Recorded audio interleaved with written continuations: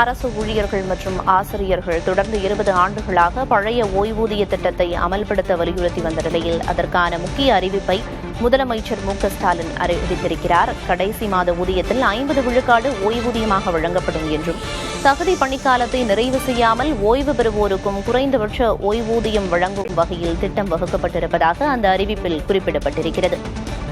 பணிக்காலத்தில் இறக்க நேரிட்டால் 25 லட்சத்திற்கும் மிகாமல் பணிக்குடை வழங்கப்படும் என்றும் அந்த அறிவிப்பில் குறிப்பிடப்பட்டிருக்கிறது. ஓய்வூதியமின்றி பணி ஓய்வு பெற்றவர்களுக்கு சிறப்பு கருணை ஓய்வூதியமும் வழங்கப்படும் என்றும், 2025 அக்டோபர் 1 முதல் ஈட்டிய விடுப்பை ஒப்படைத்து பணமாக பெறும் நடைமுறை மீண்டும் அமலுக்கு கொண்டுவரப்பட்டிருப்பதாகவும் முதல்வரின் அறிக்கையில் தெரிவிக்கப்பட்டிருக்கிறது.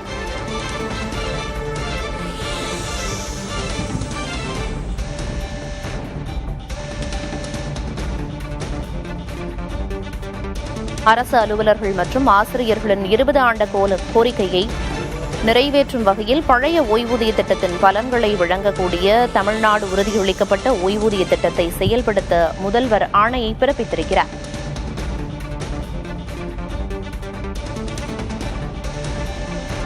ஓய்வூதிய நிதியத்திற்காக கூடுதலாக 13,000 கோடியை தமிழ்நாடு அரசு வழங்க இருப்பதாகவும் தெரிவிக்கப்பட்டிருக்கிறது. அரசு அலுவலர்கள், ஆசிரியர்களின் 20 ஆண்டு கால கோரிக்கையை நிறைவேற்றும் வகையில் புதிய திட்டத்திற்கான அறிவிப்பை முதலமைச்சர் மு.க.ஸ்டாலின் வெளியிட்டிருக்கிறார்.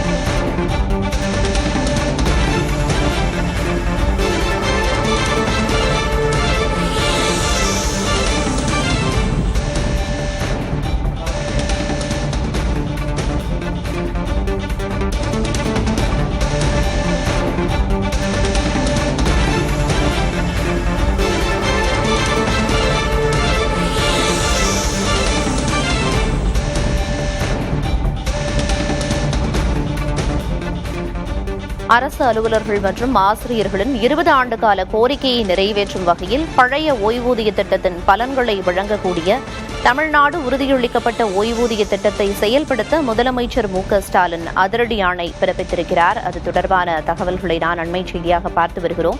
தமிழக அரசின் நிதிச்சுமைக்கும் இடையில் அரசு பணியாளர்களின் எதிர்கால பாதுகாப்பை உறுதி செய்யும் வகையில் இந்த முடிவு எடுக்கப்பட்டிருப்பதாக தெரிவிக்கப்பட்டிருக்கிறது.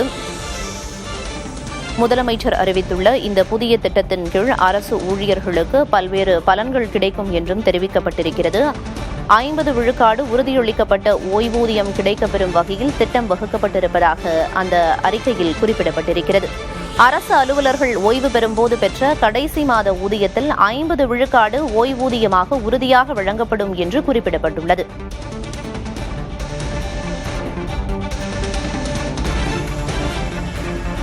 தற்போது இது தொடர்பாக நம்மிடையே பேசுவதற்காக தமிழ்நாடு அரசு ஊழியர்கள் சங்கத்தின் திரு பால் பாண்டியன் இணைப்பில் இருக்கிறார். சார் வணக்கம். வணக்கம். வணக்கம் சார். இன்று முதல்வர் முக்கிய அறிவிப்பை வெளியிடுவார் அப்படின்னு எதிர்பார்த்தீங்க. எதிர்பார்த்த அனைத்து விஷயங்களுமே இந்த புதிய திட்டத்துல அறிவிக்கப்பட்டிருக்குன்னு பாக்குறீங்களா? ஒரு அரசு பணியாளர் தாம் கடைசியாக பணி ஓய்வின் போது கடைசி மாதத்தில் பெற்ற ஊதியத்தில் 50% ஓய்வூதியமாக கொடுக்கப்படும் என்பது பழைய நிலை. அந்த ஓய்வூதியத்தில் ஆண்டுக்கு 2 முறை அகவிலைப்படி உயர்த்தி வழங்கப்படும் என்பதும் பழைய முறை உள்ளிட்ட அம்சங்கள் வழங்குவதாக மாண்புமிகு முதலமைச்சர் சொல்லியிருப்பதை தமிழ்நாடு அரசு பணியாளர் சங்கம் வரவேற்கிறது. மனமகிழ்ச்சியோடு எங்களுடைய அரசு பணியாளர்கள் அதை ஏற்றுக்கொள்வார்கள் என நம்புகின்றோம். அரசு ஊழியர்கள் மற்றும் ஆசிரியர்களோட நீண்ட கால போராட்டத்தை தொடர்ந்து தற்போது ஒரு அறிவிப்பு வெளியாகி இருக்கு. எதிர்பார்த்த அனைத்து அம்சங்களுமே இதுல இடம்பெற்றிருக்கிறதா நினைக்கிறீங்களா? அனைத்து அம்சங்களிலும் என்னென்ன அம்சங்கள் மாண்புமிகு முதலமைச்சர் அவர்கள் அறிவித்திருக்கின்றார் என்பதை தெரிந்துவிட்ட பின்பு முழுமையான அறிக்கை கொடுக்க இயலும். 50% என்னென்ன அம்சங்கள் எல்லாம் தொடர்ந்து வலியுறுத்திட்டு வந்தீங்க சார், அதை சொல்ல முடியுமா? அதாவது கடைசி மாத ஊதியத்தில் 50% ஊதியமாக வழங்கப்பட வேண்டும். 6 மாதத்திற்கு ஒரு முறை அகவிலைப்படி உயர்த்தப்பட வேண்டும். குறைந்தபட்சம் 10 ஆண்டுகள் பணியாற்றியிருந்தாலே அவர்களுக்கு ஓய்வூதியம் வழங்கப்பட வேண்டும்.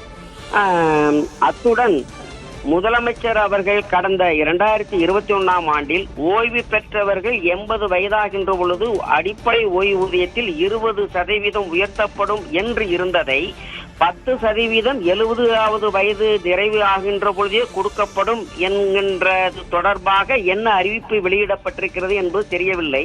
மாண்புமிகு முதலமைச்சர் அவர்கள் 70 வயது நிறைவடைகின்ற பொழுது அந்த 10% உயர்த்தி தர வேண்டும் என தமிழ்நாடு அரசு பணியாளர் சங்கம் கேட்டுக்கொள்கிறது. தற்போது வரைக்கும் வந்த முக்கியமான அம்சங்களை வரவேற்பதாக சொல்லியிருக்கீங்க. இணைப்பில் வந்து பேசியதற்கு நன்றி சார்.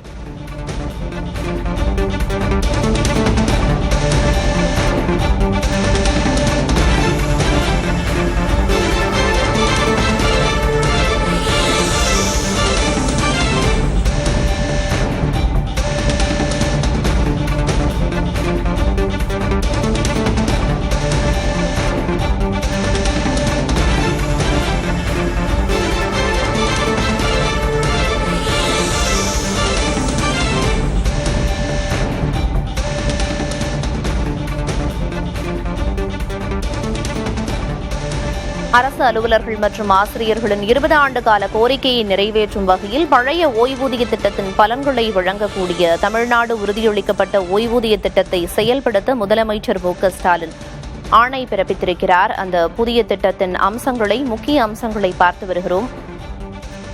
50 விழுக்காடு உறுதியளிக்கப்பட்ட ஓய்வூதியம் வழங்கப்படும் என்று தெரிவிக்கப்பட்டிருக்கிறது. அரசு அலுவலர்கள் ஓய்வு பெறும்போது பெற்ற கடைசி மாத ஊதியத்தில் 50 விழுக்காடு ஓய்வூதியமாக உறுதியாக வழங்கப்படும் என்றும், ஓய்வூதியதாரர்களுக்கு அரசு அலுவலர்களுக்கு இணையான அகவிலைப்படி உயர்வு ஆண்டுக்கு 2 முறை 6 மாதத்திற்கு ஒரு முறை வழங்கப்படும் என்று தெரிவிக்கப்பட்டிருக்கிறது. மேலும் ஓய்வூதியதாரர் மறைந்தால் அவர் பெற்று வந்த ஓய்வூதியத்தில் 60 விழுக்காடு குடும்ப ஓய்வூதியமாக வழங்கப்படும் என்றும் தெரிவித்திருக்கிறது. பணிக்காலத்தை பொறுத்து அதிகபட்சமாக 25 லட்சம் ரூபாய் வரை பணிக்கொடை வழங்கப்படும் என்றும் இந்த புதிய அறிவிப்பில் குறிப்பிடப்பட்டிருக்கிறது.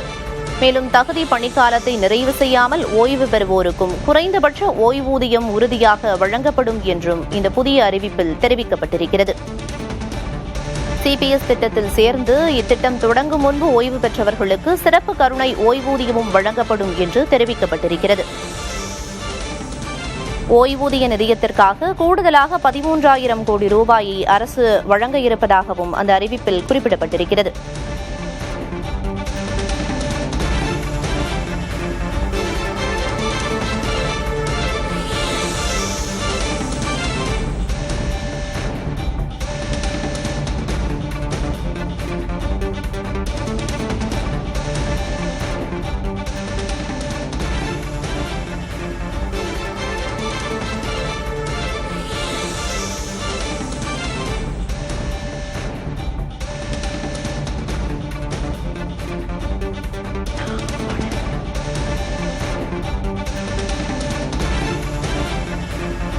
அரசு ஊழியர்கள் மற்றும் ஆசிரியர்களுக்கான முக்கிய அறிவிப்பை வெளியிட்ட பிறகு தற்போது முதல்வரை அரசு ஊழியர்கள் மற்றும் ஆசிரியர்கள் சந்தித்து தங்களின் நீண்டகால கோரிக்கையை நிறைவேற்றிய முதல்வருக்கு மகிழ்ச்சியோடு இனிப்பை பகிர்ந்து தங்களது மகிழ்ச்சியை பரிமாறிக்கொண்டு வருகின்றனர். அந்த காட்சிகளை தற்போது திரையில் பார்த்து வருகிறோம்.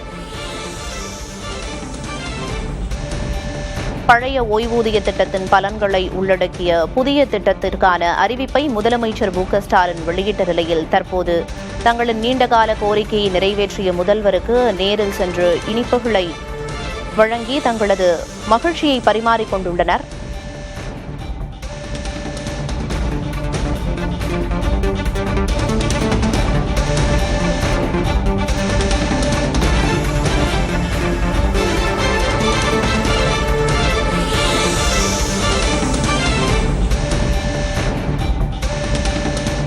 தற்போது இது தொடர்பாக நம்மிடையே பேசுவதற்காக மூத்த பத்திரிகையாளர் திரு தராசுஷியாம் அவர்கள் இணைப்பில் இருக்கிறார். சார் வணக்கம். வணக்கம் சார். 20 ஆண்டு கால அரசு ஊழியர்கள் மற்றும் ஆசிரியர்களோட கோரிக்கையை தொடர்ந்து இன்று அதற்கான முக்கிய அறிவிப்பை முதல்வர் வெளியிட்டிருக்காரு. இந்த அறிவிப்பை எப்படி பாக்குறீங்க?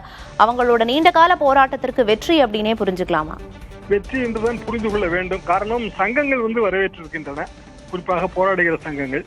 அரசு ஊழியர் சங்கங்களில் அரசியல் இருந்தாலும் காம்ப்ரமைஸே பண்ண மாட்டாங்க, சமரசம் பண்ண மாட்டார்கள். அந்த கோரிக்கையில் பெரும்பாலான பகுதிகள் நிறைவேற்றப்பட்டால் மட்டும்தான் போராட்டங்களை கைவிடுவார்கள். 6ஆம் தேதி அவர்கள் போராட்டம் அறிவித்திருந்தார்கள். அது இப்போது இல்லை என்றாகிவிட்டது. அப்படி என்றால் ஊழியர் சங்கங்களுக்கு இதிலே மகிழ்ச்சி இருக்கிறது. முழுமையான மகிழ்ச்சி இல்லாவிட்டாலும் 90% மகிழ்ச்சி இருக்கிறது என்று வைத்துக் கொள்ளலாம். பழைய ஓய்வூதிய திட்டம் இந்தியாவிலேயே பிஜேபி ஆளுகள் 2 மாநிலம் மீண்டும் வந்தது. அதாவது சத்தீஸ்கரும் அதே மாதிரி ராஜஸ்தானும் அவர்கள் மட்டும்தான் பழைய ஓய்வூதிய திட்டங்கிற பேர்லயே கொண்டு வந்தாங்க. ஏன்னா பென்ஷன் ரிஃபார்ம்ஸ்குள்ள நம்ம போயிட்டோம். 2004 போயாச்சுங்க. எல்லா ஓய்வூதிய திட்டங்களும் புதிதாக மாற்றி அமைக்கப்பட்டன. ஷேர்டு பெனிஃபிட் ஸ்கீம் வந்துருச்சு. லாஸ்ட் பே டிரான் என்னவோ அதை வைத்து கடைசி வாங்கின சம்பளத்தை வச்சுதான் பென்ஷன் என்று வந்துவிட்டது. முன்பு அப்படி கிடையாது. ஆனா அதுக்கு பிறகு 55 வயசு ரிட்டையர்மெண்ட் ஏஜை மாத்தியாச்சு. 58 ஆச்சு. 58 திருப்பி 60 ஆயிடுச்சு. கோவிட் காலத்துல 60 ஆக்கிட்டோம். நான் அரசு ஊழியராக சேரும்போது 55 தாங்க. 55, 58, 60. இப்போது அநேகமா 63 ஆக்கிடுவாங்கன்னு தான் நான் எதிர்பார்க்கிறேன். அதாவது உடனடியாக ரிட்டையர்மெண்ட் பெனிஃபிட் கொடுக்கும் போது ஏற்படுகிற நிதிச்சுமையை தவிர்ப்பதற்கு இது ஒன்றுதான் வழி, வேற வழி கிடையாது. அப்படி என்றால் எவ்வளவு நிதிச்சுமை ஏற்படும் அது இந்த பட்ஜெட்ல நம்ம சொல்ல வேண்டியது இல்லை.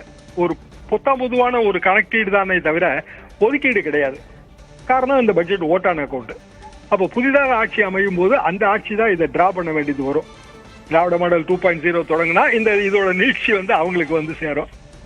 இதை இன்னும் தேர்தலுக்கு பிறகுதான் நம்ம புரிந்து கொள்ள முடியும். இப்போதைக்கு அரசு ஊழியர் போராட்டம் தவிர்க்கப்பட்டிருக்கிறது என்ற முறையில இது முதலமைச்சருக்கான வெற்றி என்றுதான் நான் பார்க்கிறேன். நிச்சயமா அதே போல இது போன்ற ஒரு திட்டத்தை அமல்படுத்தும் போது அரசுக்கு பொதுவாக எவ்வளவு நிதிச்சுமை ஏற்படும், திட்டத்தை அமல்படுத்தும் போது அதை எப்படி கையாளுவாங்க அப்படின்னு புரிஞ்சுக்கலாம் சார். அவங்க சொல்ற கணக்கு பார்த்தா 15,000 18,000 கோடி ரூபாய் கணக்கு சொல்றாங்க. இருக்குங்க. தமிழ்நாட்டில் அரசு ஊழியர்கள் எண்ணிக்கை மிகவும் அதிகம். நம்ம ஆரம்ப காலகட்டத்திலிருந்தே காமராஜர் காலத்திலிருந்தே அரசு ஊழியர்களுக்கான சம்பளம் மிகவும் அதிகம்.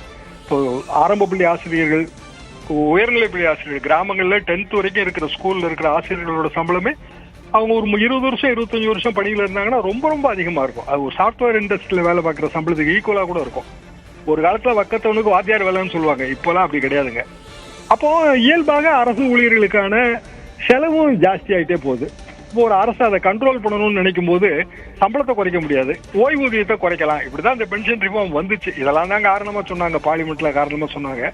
நிதி சுமையை ஈடுகட்ட வேண்டும் என்றால் புதிய நிதி ஆதாரம் வேணும். ஜிஎஸ்டி ரெஜிம்ல அது இனிமேல் பாசிபிள் கிடையாது. மாநிலங்களுக்கான வருவாய் ஆதாயம் வருவாய் என்பது ரொம்ப குறைஞ்சு போச்சு. நமக்கெல்லாம் பத்திரப்பதிவு கட்டணும், அப்புறம் டாஸ்மாக்ல கிடைக்கிற வருமானம், சில்லறையா இருக்கிற வருமானங்கள், இதுதான். இதை நம்ம பிரிச்சு கொடுக்க வேண்டியது லோக்கல் பாடிஸுக்கு, கார்பரேஷன்களுக்கு, மற்றவங்களுக்கு பிரிச்சு கொடுக்கணும். அவங்களுக்கு வருவாய் ரொம்ப குறைவா இருக்கு. அவங்க வெறும் ப்ரொஃபஷனல் டாக்ஸ், ப்ராப்பர்ட்டி டாக்ஸ் இதுக்குள்ளதான் நிக்கிறாங்க.